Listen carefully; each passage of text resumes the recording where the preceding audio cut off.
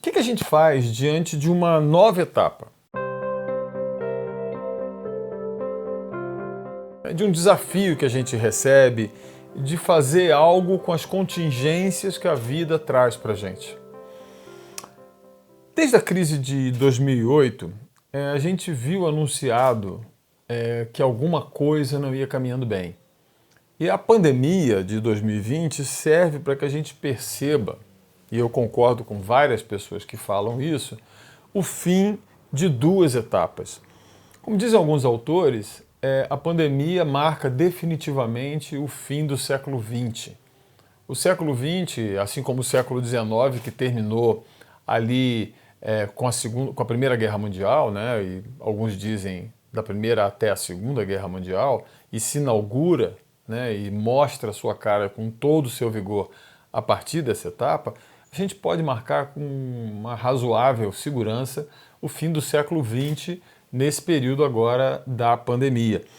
E a gente também viu, junto com 2008 e o despreparo completo, né, diante dela, o fim do pensamento neoliberal. A experiência neoliberal, que nesse momento, no nosso país em particular, em alguns outros países, tenta dar aquele último suspiro, ela, você pode garantir com uma certa dose de razoabilidade que a gente está vendo o seu fim, né? O fim de uma era que nasce com Milton Friedman nos anos 70, com o pensamento da Margaret Thatcher, do Reagan, do João Paulo II, na religião, né? E a gente assiste ao mesmo tempo que a gente assiste o fim dessa etapa, paradoxalmente ela não é substituída. Então agora a esquerda... Não, a gente vê o desmoronamento da generosa experiência do estado de bem-estar social na Europa. A gente vê um ciclo de governos de extrema-direita, governos fascistas, governos de violência, governos autoritários explodindo para todo lado, e a gente vive numa confusão que basicamente faz a gente pensar: e agora? O que a gente faz diante disso? E o assunto dessa semana, das semanas seguintes, vai estar dedicado a isso. A gente fazer uma análise crítica nas primeiras semanas e dar sequência depois a uma outra análise crítica e depois alguma proposta no sentido de apresentar não um mapa, não um panorama novo, uma solução, uma panaceia, mas um pequeno passinho numa determinada direção que pode apontar aquilo que a gente defende aqui no canal o tempo inteiro, de que é a vida e não a morte quem vai ter a palavra final. Bom, para seguir em frente diante de uma situação de confusão como a gente está vivendo, você há de convir comigo que você precisa de discernimento. Você precisa discernir se eu vou para o lado de cá, vou para o lado de lá, para onde que eu vou, se eu subo, se eu desço, se eu paro, se eu ando, né? Sempre mantendo aquela proposta nossa de que para trás nem para andar, nem para dar impulso a gente anda, né? Ou vai para frente, vai para cima, vai para baixo, para, olha, analisa. Discernimento é o que a gente mais precisa. E discernir cada passo, isto num panorama definitivamente não mapeado. O futuro diante de nós, ele está muito mais ligado à teoria do caos na física do que a um mapa que a gente, não, vamos por aqui seguindo leis seguras. Não, nada disso. Ao contrário, a gente não precisa de um grande esquema, mas a gente precisa, e eu daria essa como primeira dica, buscar o próximo passo. Qual é o próximo passo? Que um passo que seja baseado numa luz qualquer, num tipo de iluminação qualquer, que seja suficiente para iluminá-lo, né, para a gente poder ter uma noção, bom, esse é o passo que eu dou, mas que seja tênue o suficiente para não se oferecer como farol dos povos. A gente já passou isso no século XX e viu no que deu quando a gente tinha determinados países que se apresentavam como o farol dos povos, né? Sobre esse discernimento e os passos que a gente tem a seguir é o assunto dessa semana. E para a gente discernir, e aqui eu tomei o cuidado de seguir uma colinha para falar com você, para não me perder. A primeira coisa que a gente precisa é discernir em que lugar a gente está. A gente vive no meio do modo de produção ocidental capitalista. Não interessa se você está na China, se você está no Brasil, se você está nos Estados Unidos. Esse é o modo de produção imperante. Não existe, salvo para maluco, né, esse perigo do comunismo, o comunismo... Não existe. Nós estamos diante de um modo de produção capitalista ocidental e com uma tintura neoliberal, né? Onde o papel do Estado é dito como o grande demônio da jogada. Bom, para que a gente possa discernir o que fazer, antes de qualquer crítica que a gente faça ao capitalismo, ao socialismo, a qualquer proposta, qualquer ismo, a gente precisa fazer uma diferença entre o que é real, o que é a realidade e o que é o realismo. E esse é o primeiro assunto dessa semana. O realismo é um movimento que surge no século XIX, muito na literatura, e muito para se opor a uma visão romântica que a gente tinha, subjetiva, individualista. E o realismo, ele alega, né, clareza e objetividade, né? O realismo tem um foco não no indivíduo, mas na coletividade, no materialismo e não na espiritualidade, no cientificismo e não no achismo, na denúncia social, no documental, no documentário, naquilo que pode ser provado.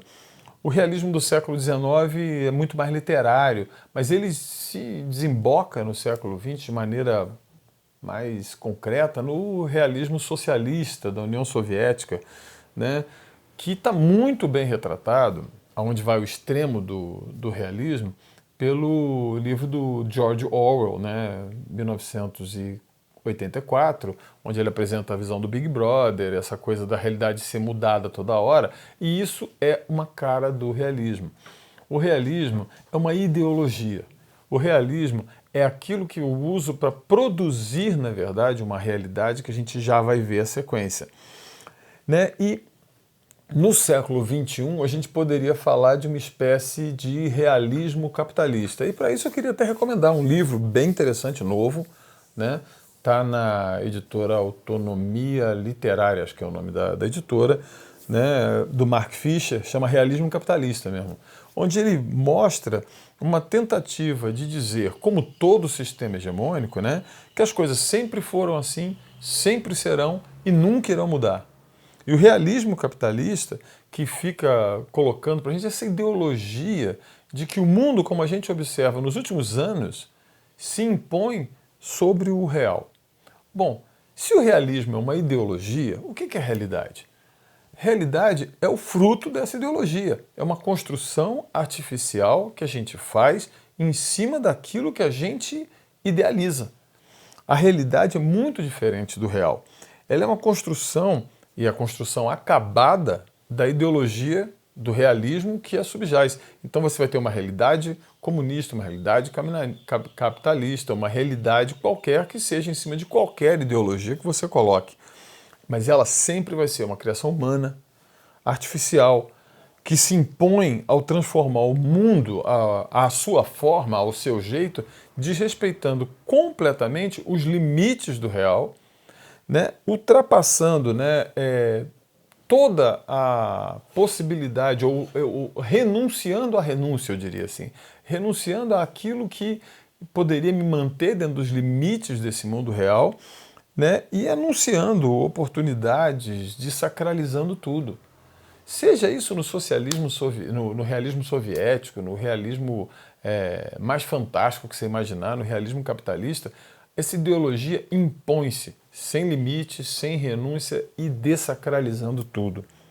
Mas quando a gente discerne o realismo atual e a realidade construída por esse realismo, a gente se vê, de repente, diante de um colapso econômico, de um colapso sanitário, de um colapso climático, de um colapso humano, e nós precisamos confrontar esse realismo e essa realidade que nos impõe, e o melhor mecanismo para a gente confrontar esse realismo e essa realidade imposta, né, como eu tenho um queridíssimo amigo, o Hugo, que ele fala, para o mundo imposto a gente precisa propor um mundo oposto.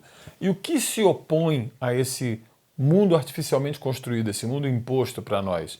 O real. E o que vem a ser o real? O real é aquilo, em última análise, que as condições naturais do planeta impõem para a gente. O real é a biosfera. Tudo que a gente discute está dentro da biosfera. Não tem nada discutido no espaço, não está nada discutido no centro da Terra. Essa capinha nova, essa capinha muito fininha da biosfera compõe o real.